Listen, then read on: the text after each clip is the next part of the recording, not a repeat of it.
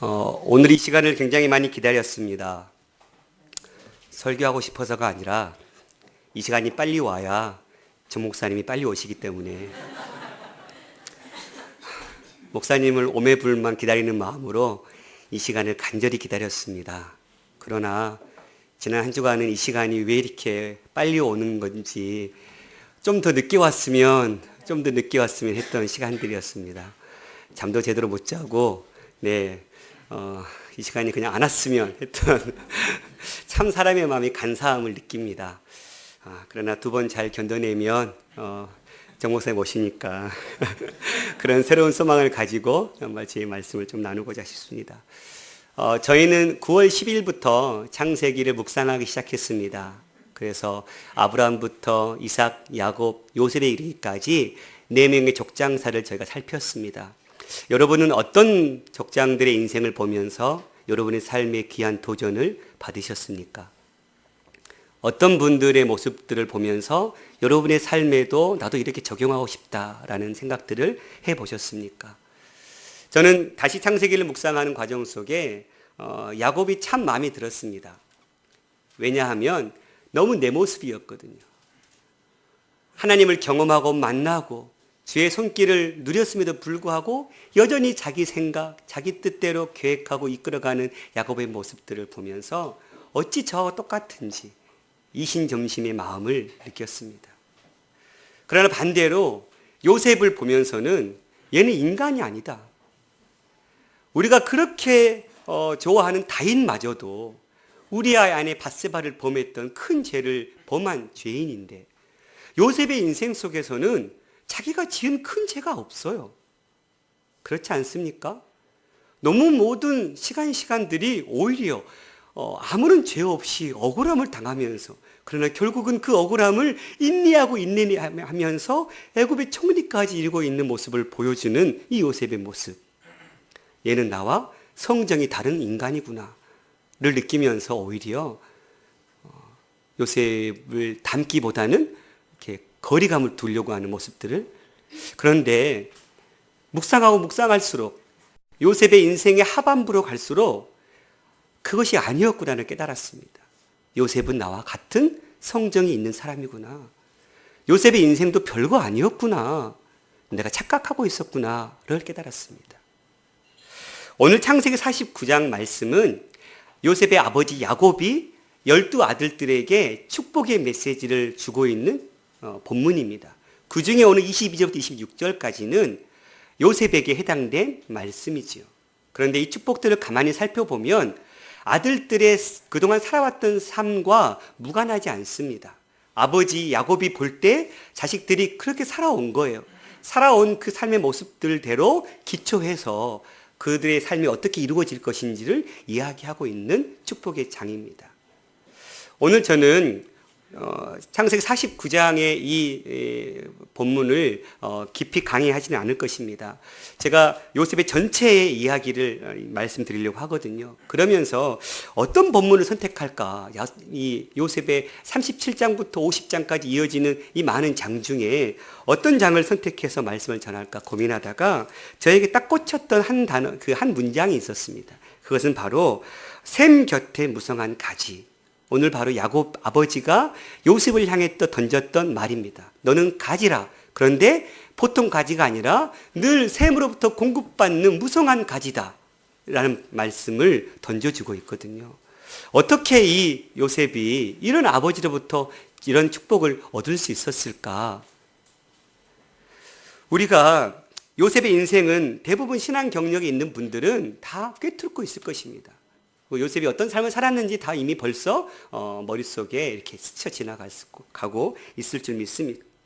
그 익숙한 것만큼이나 요셉에 대한 이해도 약간은 왜곡된 부분도 있지 않나 싶습니다. 저처럼요.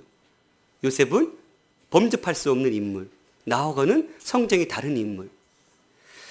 오늘 우리가 요셉에 대해서 생각하려는 것은 성경이 말하고자 하는 요셉에 대한 이해를 분명히 함으로 기독교 신앙의 참다운 본질이 무엇인지, 요셉의 인생 가운데 개입하신 하나님의 손길을 찾아보고자 하는 것입니다. 들어가면서 간략하게 요셉의 생애를 생각해 보았으면 좋겠습니다. 요셉, 야곱이 사랑했던 라헬로 얻어지었던 11번째 아들이었습니다. 귀하게 얻은 아들, 너무 사랑한 나머지 색동옷을 입히면서, 채색옷을 입히면서, 여기서 얘기하는 채색옷은 얼룩달룩한 좋은 비단 같은 옷을 얘기하는 것이 아니라 소매까지 길게 내려온 옷을 이야기합니다. 일을 할 때 소매 긴 옷을 입고 있으면 어떠세요? 불편하죠. 즉 요셉의 다른 형제들은 짧은 옷을 입고 열심히 먹자의 일을 해나가는데 요셉은 긴 옷을 입혀서 일을 시키지 않은 거예요. 그러니 요셉은 지금 아버지 야곱으로부터 엄청난 편애를 받고 살아왔던 인생이었습니다. 그래서 형들로부터 시기받았던, 그러나 그 시기의 최정점은 바로 자기의 볕단에게 형님들의 볕단이 절을 하는 꿈을 꾸고 해와 달과 11별이 자기에게 절을 하는 꿈을 꾸었던 것을 너무 또 솔직하게 그걸 다 공개했던 그러므로 말미암아 형들은 이제 요셉을 죽이기로 작정하고 요셉이 찾아왔을 때 요셉을 죽이자. 그러나 넷째 아들 유다의 제안으로 죽이지는 말고 팔자. 미디안 상인에게 팔았던 결국은 보디발의 집에 종살이 해야 됐던 그리고 보디발의 아내 부인의 유혹을 정직하게 뿌리쳤던 그는 결국 무고죄로 왕의 왕실에 감옥에 갇혀야 했던, 그러나 그 감옥에서도 떡 굽는 간원장과 술 빚는 간원장의 꿈의 해석들을 해줌을 통해서 결국은 2년 후에 바로의 꿈까지 해석하는 자리에까지 이르렀고, 그리고 그것으로 인해서 요셉은 총리의 자리까지 오를 수 있었던, 이게 요셉의 인생 스토리이지요. 이렇듯 요셉의 인생은 흠잡을 데 없어 보이는 것이 사실입니다. 그는 분명히 우리가 볼 때 훌륭한 사람임에는 틀림없어 보입니다. 그러나 우리가 요셉이 훌륭하다고 하는 근거가 어디에 있는 것입니까? 아마도 요셉이 그 수많은 역경을 다 견뎌내고 애굽의 총리에 올랐기 때문 아닙니까? 그가 모든 역경을 견뎌내고 결국은 최고의 자리에 올랐기 때문에 우리는 거기서 박수를 치면서 그 인생이 훌륭하다고 이야기하고 있지는 않습니까? 모든 역경을 견뎌내고 총리가 됐기 때문에 훌륭하다는 것은 그 결과 때문에 우리가 그를 위인이라고 얘기하고 있는 것밖에 안 되는 것입니다. 그러나 성경은 요셉의 생애를 말할 때 자기의 이상, 자기의 의지, 자기의 꿈, 자기의 노력, 어떤 자기의 책임, 이런 것들을 통해서 성공한 사람이었다고 전혀 얘기하지 않습니다. 오히려 성경은 요셉이 얼마나 위인인가에 초점이 전혀 있지 않습니다. 물론 요셉은 당시에 온갖 불의와 부패가 가득했던, 그리고 비리가 난무했던 그 추악한 삶의 현장 속에서 거기에 휩싸이지 않고 정직과 순결과 신의를 지켰죠. 결국은 그것으로 인해서 요셉은 총리의 자리까지 오를 수 있었습니다. 그러니 우리가 어떤 상황에도 정직을 지키고 의지하고 의뢰하고 믿음을 지켜내면 이렇게 좋은 자리에 올라갈 수 있다, 이렇게 얘기할 수도 있죠. 그러나 성경이 말하는 요셉의 인생의 초점은 무엇일까요? 요셉이 타고난 믿음의 사람, 어떠한 상황에도 굴하지 않는 비전의 사람이었다고 우리에게 얘기하고 있는 것일까요? 그렇지 않습니다. 그렇다라고 우리를 오해하게끔 만드는 성경이 있는데 창세기 39장 1절 3절까지 같이 한번 읽어보겠습니다. 시작. 요셉이 이끌려 애굽에 내려가매 바로의 신의 대장 애굽 사람 보디발이 그를 그리로 데려간 이스마엘 사람의 손에서 요셉을 산이라. 여호와께서 요셉과 함께 하심으로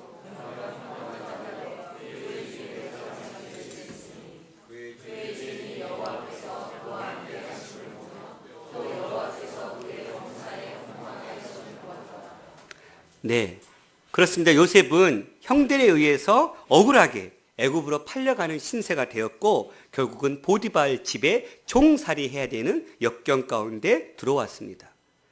하지만 하나님이 항상 함께 하셨고 형통케 하셨고 그것을 그 집사람 주인이었던 보디발도 깨달을 수 있을 정도로 풍성하게 채우셨습니다. 그래서 우리는 보디발의 그 종생활쯤은 거뜬히 믿음으로 이겨냈을 것이라고 판단해버립니다. 이는 19절 이하에 감옥에 갇혀 있는 장면에서도 찾아볼 수 있습니다. 21절부터 23절 같이 한번 읽어볼까요? 시작. 여호와께서 요셉과 함께 하시고 그에게 인자를 더하사 간수장에게 은혜를 받게 하시매 간수장이 옥중 죄수를 다 요셉의 손에 맡김으로 그 재반 사물을 요셉이 처리하고 간수장은 그의 손에 맡긴 것을 무엇이든지 살펴보지 아니하였으니 이는 여호와께서 요셉과 함께 하심이라. 여호와께서 그를 범사에 형통하게 하셨더라. 마찬가지 보디발의 집에서 똑같이 감옥에 갇혔을 때도 하나님이 여전히 하나님 요셉과 함께 하셔서 형통의 은혜를 맛보게 하셨고, 얼마나 형통했냐면 간수장이 자기의 모든 재반 사물을 다 맡겨버릴 정도로 형통케 하셨습니다. 그럼 우리는 또한 이쯤에서 역시 요셉이야.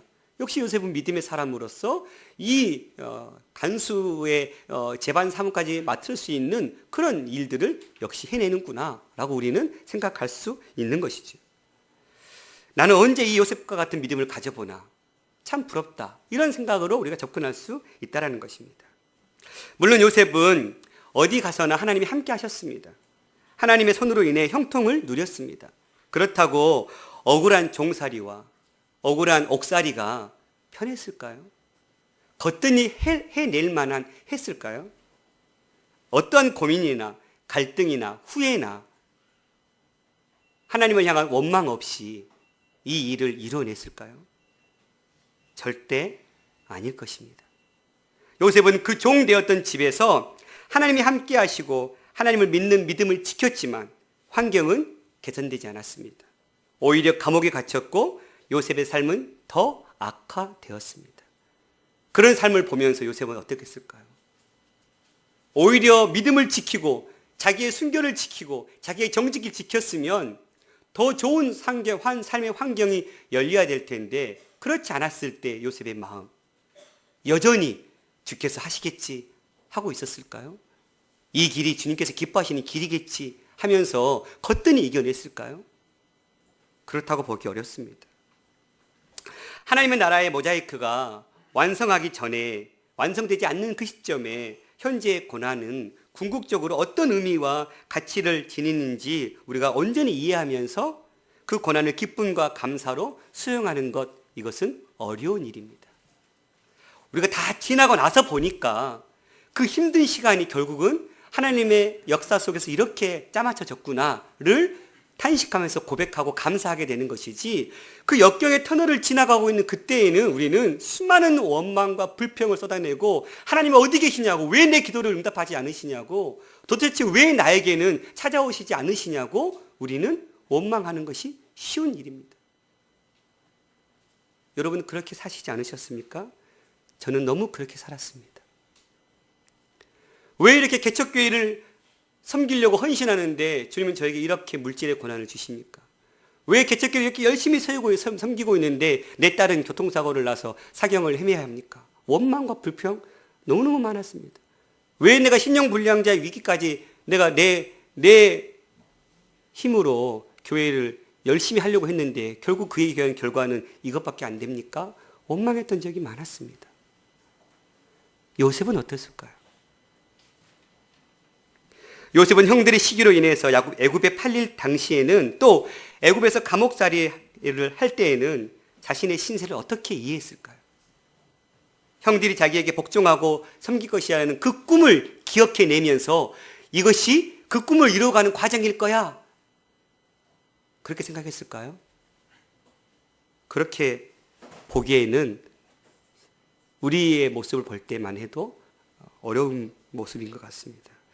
요셉은 자신의 생애가 이 70명에 불과한 야곱의 가족들을 애굽 땅에서 거대한 왕국으로 발돋움할 수 있도록 환경을 제공하는 결정적 계기로 사용되리라는 것을 요셉의 총리가 되고 나서야 깨달았습니다. 창세기 50장 20절 같이 한번 읽어볼까요? 시작. 당신들은 나를 해하려 하였으나 하나님은 그것을 선으로 바꾸사 오늘과 같이 많은 백성의 생명을 구원하게 하시려 하셨나니. 이 고백을 지금 언제 하고 있는 것입니까? 요셉이 보디발의 집에서 종살이 할 때 했습니까? 감옥살이 할 때 했습니까? 그렇지 않습니다.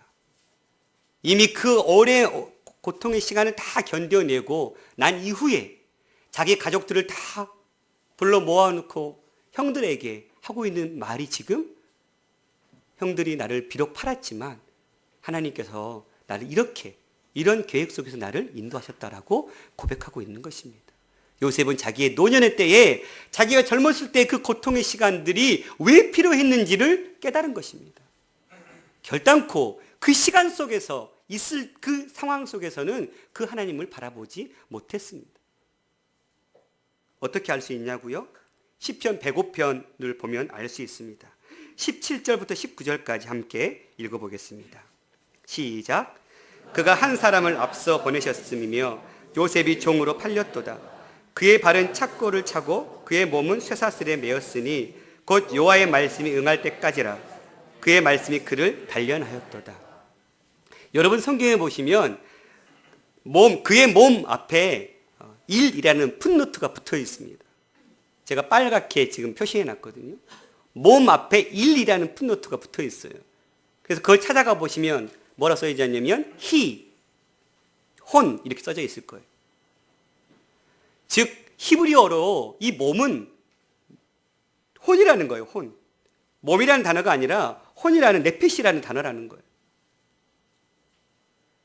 요셉은 발이 착고에 지금 차여져 있고 자기의 영혼은 자기의 심령은 지금 쇠사슬에 매여 있는 거예요. 이 말은 무슨 말이에요? 지금 자기의 이 영혼이 지금 갇혀져 있는 상황이라는 거예요. 그럴 정도로 지금 요셉은 생각이 무너져 있는 상태예요. 마음이 지금 굉장히 낮아져 있는 상태라는 거예요. 이 쇠사슬에 매었다라는 말도 의역입니다. 직역을 하면 혼을 쇠사슬이 깨었도다예요.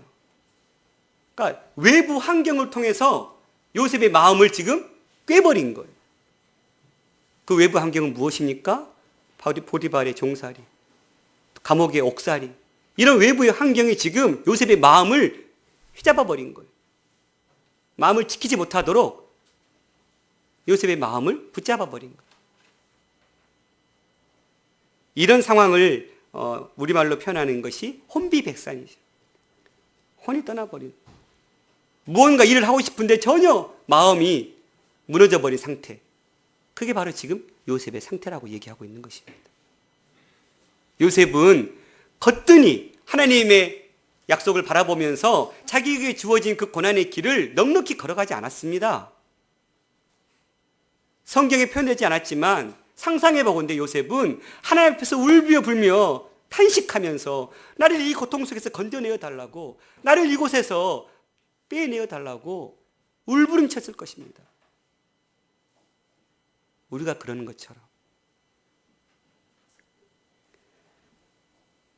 그는 믿음을 지켰지만 그 믿음의 대가로 당하게 된 현실은 넋이 빠져나가는 상황이었습니다.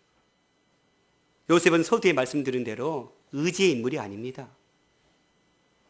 자기의 믿음이 강한 인물이 아닙니다. 그는 꿈을 가지고 그 꿈을 이루기 위해서 평생 그 꿈에 집중하면서 인내심을 놓지 않았던 그런 인물이 아닙니다. 그는 지금까지 자기 인생을 이해할 수 없는 사람인 것입니다.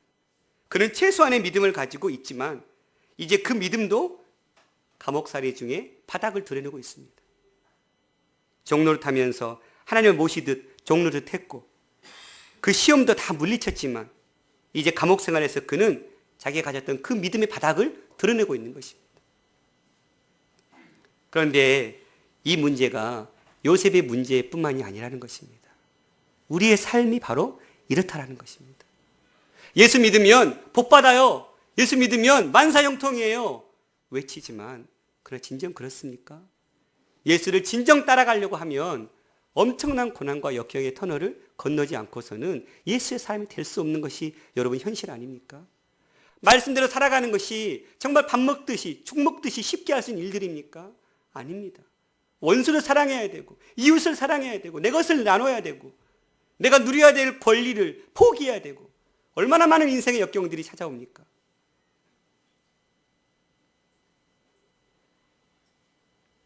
이것이 신앙의 현실입니다. 그것을 나만 겪는 것도 아니고 우리만 겪는 것도 아니고 모든 하나님을 알아가고 하나님의 성도로 불림받는 모든 사람들은 다 그 길을 걸어야만 합니다. 특별한 상황에서만 겪는 것도 아니고 일반적인 우리의 전 삶의 영역 속에서 우리는 이 일들을 경험하게 될 것입니다. 요셉의 인생을 통하여 성경은 증언합니다. 요셉은 어떻게 처음부터 다른 사람이었는가? 어떻게 모든 평범한 사람들과 다른 의지력과 분별력과 기특한 생각을 가진 사람이었는가? 그리고 그 생각을 어떻게 시종일관 지켜나갔는가를 얘기하지 않습니다. 그는 평범한 사람으로 오늘 벌어지는 일밖에는 이해하고 해석할 능력이 없는, 내일을 내다볼 수 없는 사람이었는데 하나님의 선한 손길로 요셉의 인생을 붙잡았다는 것을 얘기하고 있는 것입니다. 요셉이 뛰어나서가 아니라 그 요셉의 인생을 붙들고 사용하시는 하나님의 능력이, 그 하나님의 신실하심이 있기 때문에 요셉의 인생이 애굽의 총리의 자리까지 오르게 되는 그 인생 역전의 드라마를 썼다라고 성경은 이야기하고 있는 것입니다. 하나님은 그것을 위해서 요셉에게 꿈을 주신 것입니다. 그 꿈을 주시고 하나님께서 주신 그 꿈을 이뤄가시기 위해서 하나하나 인생의 요셉의 과정을 이끌어갔던 것입니다.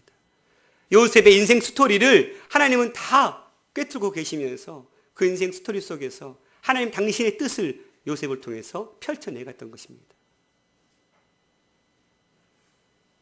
요셉에게 있어서 그 일들은 고통의 시간이었을 것입니다.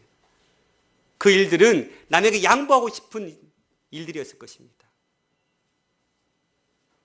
그러나 하나님은 요셉을 통해서 항상 함께 하시는 그 형통의 은혜를 베푸시면서 요셉을 붙잡아 주셨습니다. 포기하지 않도록 하나님 주신 그 꿈, 하나님께서 요셉을 통해서 이루고자 하시는 그 사명을 지레 겁먹고 포기하지 않도록 하나님은 형통케 하시는, 항상 여호와의 손을 요셉과 함께 하시면서 요셉을 지켜내셨다는 것입니다. 여러분, 하나님이 요셉의 인생에 그 목적을 갖고 계셔서 그 인생에 개입하셔서 인도하시는 바람에 요셉은 보디발의 집에 팔려가야 됐고 요셉은 감옥살이를 해야 됐다는 것입니다. 이 차이를 아시겠습니까? 여러분이 겪으시는 신앙의 현실, 이 세상에서 믿음을 가지고 살아야 되는 일어나는 이 모든 억울함과 불평등과 재난과 고난들이 우리의 죄 때문만이 아니라는 것입니다. 오히려 그것이 우리를 사랑하시고 우리의 삶을 통해서 당신의 뜻을 이루고자 하시는 하나님의 신실한 선하신 손길 속에서 우리에게 주어진 축복일 수 있다는 것을 이야기하고 있는 것입니다. 하나님이 우리를 외면하셔서 우리에게 이 고통의 일들이 일어나고 있는 것이 아니라 하나님이 개입하셔서 그리고 적극적으로 인도하고 계시기 때문에 이 일들이 일어날 수 있다는 것입니다.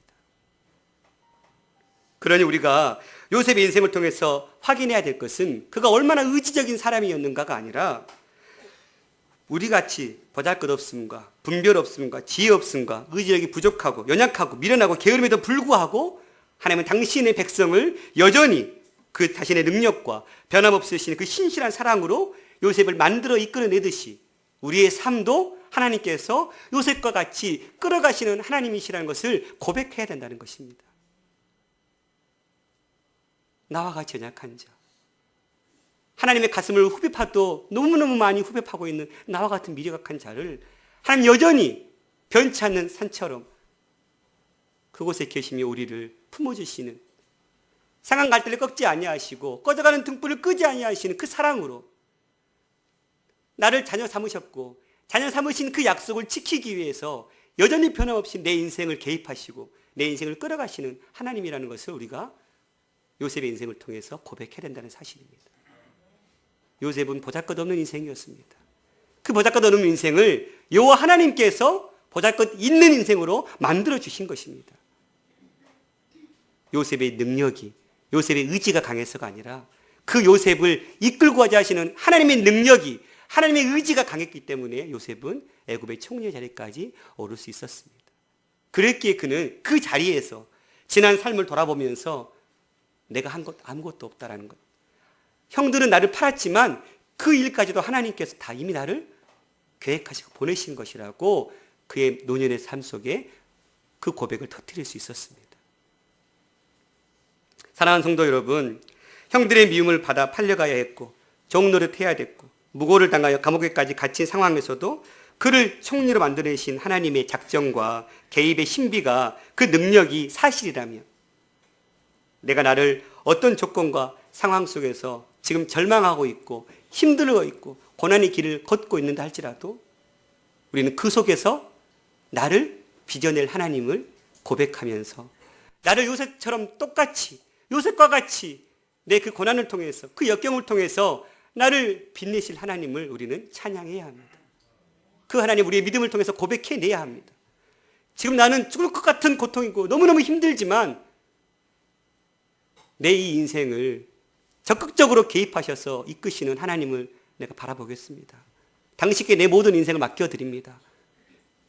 이런 믿음의 고백이 터져나와야 된다는 사실입니다. 여러분이 지금 당하고 있는 형편, 이럴 수도 없고 저럴 수도 없는 상황이 신자들 번듯이 할 수 없을 정도로 어려운 상황이 눈앞에 어른거릴 때 요셉의 생활을 기억해 내십시오. 요셉의 감옥과 같은 생활과 방불하지 않습니다. 정도의 차이만 있을 뿐 우리도 요셉과 같은 종살이와 옥살이를 하고 있는 삶은 살고 있습니다. 그 동일한 삶의 현장 속에서 하나님은 동일하게 우리를 붙들고 적극적인 개입과 인도하심 속에서 그 선하신 손길을 베푸시는 하나님이십니다. 여러분이 지금 이 종살이하고 있는 옥살이하고 있는 요셉에게 여러분이 무언가 찾아가서 메시지를 던져준다면 무슨 말씀을 하시겠습니까? 요셉, 하나님께서 당신의 삶을 멋지게 빚을 거요. 당신의 끝은 너무 멋있어, 찬란할 것이요. 왜요? 우리 이미 요셉의 스토리를 다 알고 있으니까. 근데 이게 우리도 마찬가지예요. 여러분 지금껏 살아오신 과정 속에서 겪으셨던 수많은 역경들, 그러나 지나고 나서 보니까 뭐였습니까? 그때가 가장 하나님과 함께했던 시간이었고 하나님의 살아계심을 가장 강력하게 맛보았던 시간 아니었습니까? 그래서 그것을 경험하신 여러분들은 그것을 경험하고 있는 지체들에게 나도 너와 같은 그 고통을 겪었는데 주님 바라보십시오.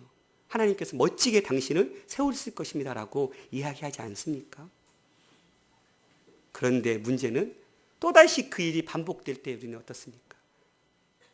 과거에 하나님 함께 하셨던 그 손길들을 쉽게 우리는 잊어버리고 또다시 우리는 새로운 원망과 불평을 쏟아내고 있는 인생이 우리의 인생이라는 것입니다. 그러나 그러함에도 불구하고 하나님은 여전히 우리를 붙들고 계신 하나님이라는 사실에 대해서는 변함이 없다는 것입니다. 여러분, 우리는 모두 요셉입니다. 지금 잠시 쇠사슬이 여러분을 꿰고 있을 것입니다. 고통스러울 것입니다. 내일을 기약할 수 없을 것입니다. 그러나 그것은 하나님이 부지하시고 하나님이 외면하시고 여러분을 괄시하셔서 일어난 일이 아닙니다. 그것은 하나님께서 여러분의 생애에 개입하시고 복 주시기 위한 하나님의 능력과 지혜를 동원하셔서 여러분의 인생을 세우기 위한 하나님의 너무너무 크신 사랑 때문에 일어난 일들입니다. 만일 이것이 믿어지지 않는다면 우리 기독교의 신앙은 흔들릴 수밖에 없습니다. 왜요? 성경 속에 살아계셨던 하나님, 성경 속에 인물과 함께 하셨던 하나님이 그때 시대만 함께 하셨다면 우리는 소망이 없는 인생들입니다. 그러나 저는 믿습니다. 우리는 믿습니다.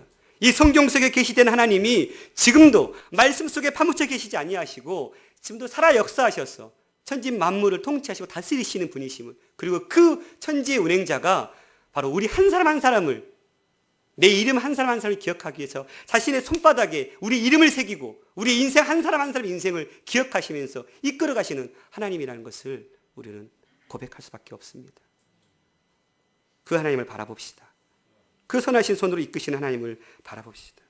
그 선하심과 신실하심으로 하나님은 요셉의 인생을 이끄셨습니다. 요셉은 자기 생애가 스스로 자기가 만들어 온 결과가 아님을 고백합니다. 하나님께서 그 인생을 이끄시는 힘에 의해서 만들어진 것을 고백합니다. 창세기 45장 4절부터 8절 같이 읽어보겠습니다. 시작. 요셉이 형들에게 이르되 내게로 가까이 오소서. 그들이 가까이 가니 이르되 나는 당신들의 아우 요셉이니 당신들이 애굽의 판자라.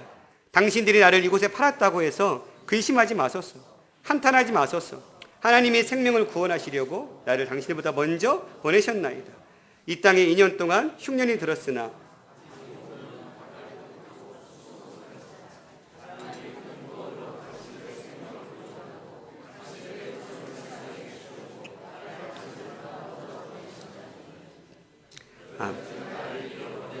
당신들이 아니요 하나님이시라. 하나님이 나를 바로에게 아버지로 삼으시고 그 온 집의 주로 삼으시며 애굽 온 땅의 통치자로 삼으셨나이다. 형들을 요셉은 용서하고 있습니다. 그러나 용서의 근거는 요셉의 마음이 넓어서가 아닙니다. 요셉의 성격이 온화해서가 아닙니다.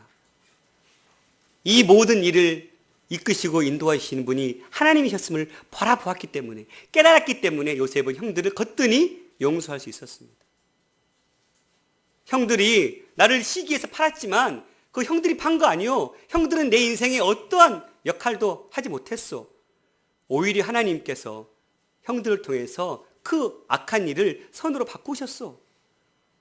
왜냐하면 바로 이 날을 위해서 하나님이 나를 준비시키신 거예요. 이게 바로 요셉이 고백하고 있는 내용입니다. 사랑하는 성도 여러분, 하나님이 요셉을 자신과 가족과 세계와 그리고 이스라엘이라는 백성을 구하기 위해서 이 길로 인도하셨음을 깨달았습니다. 우리 인생 또한 하나님께서 요셉과 같이 이끄실 하나님을 찬양합시다. 비록 지금은 힘들고 어렵고 고통의 터널을 지나가고 있는 상황이라 할지라도 하나님이 우리를 사랑하셔서 그 고통의 시간들을 통해서 우리를 더 성숙시키시고 하나님의 능력의 손길을 부어주시기 위해서 나를 더 의지할 수 있도록, 나를 더 바라보라고 그 귀한 일들을 허락하셨음을 믿음으로 고백하면서 항상 함께 하시는, 형통케 하시는 여호와의 손을 붙들고 거뜬히 넉넉히 이겨낼 수 있는 저와 여러분이 될 수 있기를 간절히 소망합니다. 두 번째, 요셉의 인생을 통해서 우리에게 보고자 하는 요셉의 가치는 하나님의 전체 구원 역사 속에서 요셉이 어떤 역할을 하고 있느냐의 문제입니다. 하나님이 요셉을 이렇게 부르신 이유, 세우신 이유가 어디에 있습니까? 모세가 출애굽기 13장 19절 이렇게 얘기하고 있습니다. 애굽에 내려간 내 열조가 겨우 70인이었으나 이제는 내 하나님 여호와께서 너를 하늘의 별같이 많게 하셨느니라. 모세가 요셉의 인생을 보면서 요셉을 통해서 이스라엘의 백성의 역사가, 그 70인밖에 안 됐던 그 역사가 요셉의 모퉁이돌을 사용하셔서 장정만 60만 명으로 세워지는, 최소한 200만 명으로 성장케 하는 그 역사의 일을 요셉 그 인생을 통해서 하나님께서 이루셨다는 것을 모세가 고백하고 있는 것입니다. 요셉은 샘 곁에 무성한 가지였습니다. 담을 넘어가는 가지. 이스라엘은 포도원의 포도 주인이 큰 포도나무 가지를 담 밖으로 내려놓는다고 합니다. 그러면 지나가던 나그네들이 그 포도를 따먹으면서 기력을 회복할 수 있게 했다고 합니다. 요셉은 지금 이렇게 무성한 가지로서의 역할을 감당하고 있는 것입니다. 자기 자신을 통해서 자기는 힘들고 자기는 내어줘야 되고 아픔을 당해야 되고 고통을 당해야 되지만 그 고통의 열매를 통해서 다른 사람들을 살려내고 있는 것입니다. 누구를 살려냈습니까? 자기의 가족들을 살려냈습니다. 창세기 47장 11절 12절을 보면 요셉이 바로의 명령대로 그의 아버지와 그의 형들에게 거주할 곳을 주되 애굽의 좋은 땅 라암셋을 그들에게 주어 소유를 삼게 하고 또 그의 아버지와 그의 형들과 그의 아버지의 온 집에 그 식구를 따라 먹을 것을 주어 봉양하였더라. 요셉이 그 고통의 시간을 겪어야 했던 이유는 바로 자기 식구들을 봉양할 수 있도록 하나님께서 그 길을 준비해 놓으셨던 것이었습니다. 하나님 요셉을 애굽의 총리로 세우셔서 야곱의 가족들이 7년 흉년이 들었음에도 불구하고 애굽의 고센 땅에서 음식 걱정하지 않고 평안하게 먹고 살 수 있도록 기틀을 마련해 주셨습니다. 그 용도로 요셉의 인생을 사용하고 있는 것입니다. 하나님의 구원 역사 속에서 지금 요셉이 그 역할을 감당해내고 있는 것입니다. 또한 그는 애굽의 온 백성들과 가나안 땅의 백성들까지도 먹여 살려냈습니다. 7년의 풍년이 끝나고 7년의 흉년이 시작할 때 그 땅의 사람들은 돈을 주어서 양식을 샀습니다. 돈이 떨어졌습니다. 가축을 팔아서 양식을 샀습니다. 가축도 떨어졌습니다. 땅을 팔아서 양식을 샀습니다. 어찌 보면 야곱이 이 일을 했을 때 바로에게 이걸 다 갖다 바쳤거든요. 요셉의 인생이 기껏 해서 다 가꾸어서 그냥 바로 좋은 일만 시킨 것처럼 보일 수도 있습니다. 그러나 결코 그렇지 않습니다. 당시에 나 먹을 것도 없는데 가축을 어떻게 먹여 살립니까? 나라가 가축을 먹여 살리기에 사들인 것입니다. 또한 땅을 사다라는 것은 당시 애굽에 토지 계획을 일으킨 것입니다.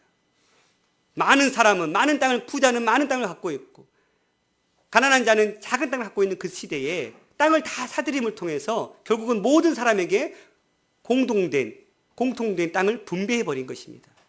그런데 그것을 통해서 바로의 이익을 취하게 한 것이 아니라 5분의 1이라는 세금을 걷게 했습니다. 그러면 10분의 2입니다. 여러분, 10개를 거두어서 8개는 내 것입니다. 2개는 세금밖에 안 됩니다. 요셉은 지금 백성들의 허리띠를 다 졸라매고 백성들의 그냥 그 쓸개와 간을 다 뽑아내서 바로 살찌우게 한 게 아닙니다.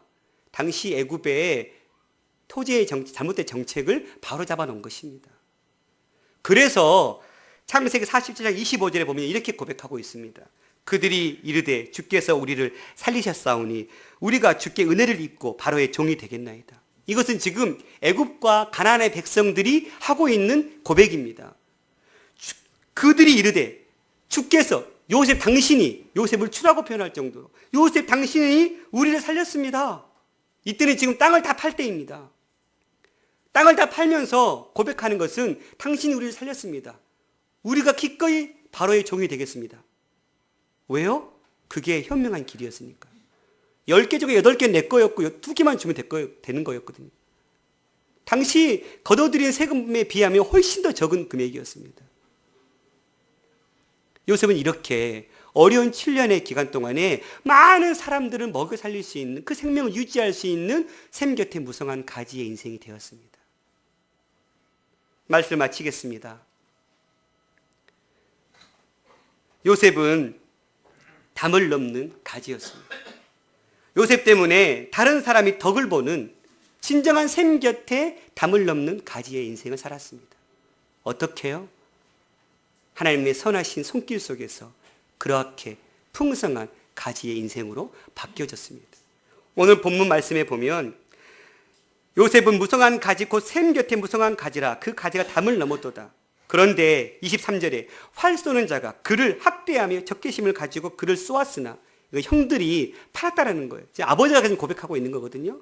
요셉, 그렇게 형통했던 요셉을 형들이 시기해서 팔았다는 거예요. 그런데 24절 요셉의 활은 돌이요 굳세며 그의 팔은 힘이 있으니 그의 야곱의 전능자 이스라엘 반석인 목자의 손을 힘입음이라. 여호와 하나님의 손길 속에서 요셉의 인생은 그 팔아버린 형들의 손에 인생이 끝나버린 게 아니라 오히려 하나님이 개입하신 손을 통해서 더 멋진 인생으로 세워졌음을 아버지는 고백하고 있는 것입니다. 그러면서 내 아버지 하나님께로 말미암았나니 그가 너를 도우실 것이고 전능자로 말미암았나니 그가 너에게 복을 주실 것이라. 위로 하늘의 복과 아래 그 깊은 샘의 복과 젖먹이는 복과 태의 복이로다. 진정한 복이 어디에서 옴을 이야기하고 있습니까? 하나님께로부터 주어지고 있음을 이야기하고 있는 것입니다. 사랑하는 성도 여러분, 하나님이 이렇게 우리에게 진정한 복을 주시는 분이십니다. 그 진정한 복은 우리의 삶의 상황과 상관없습니다. 우리가 잘 살고 있으면 주께서 복을 주시는 것이고 우리가 못 살고 있으면 주께서 복을 뺏어간 것이 아니라는 것입니다.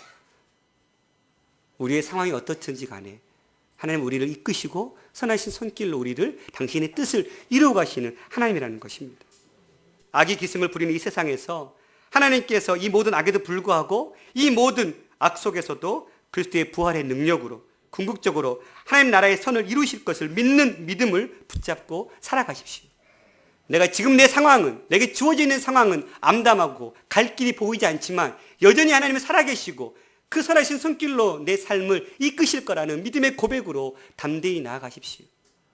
그리할 때 여러분은 샘 곁에 무성한 가지가 될 것입니다. 그래서 여러분이 그 여러분의 인생을 통해서 여러분만의 삶이 아니라 다른 주변의 많은 사람을 살려내는 복된 하나님의 통로가 될 줄 믿습니다.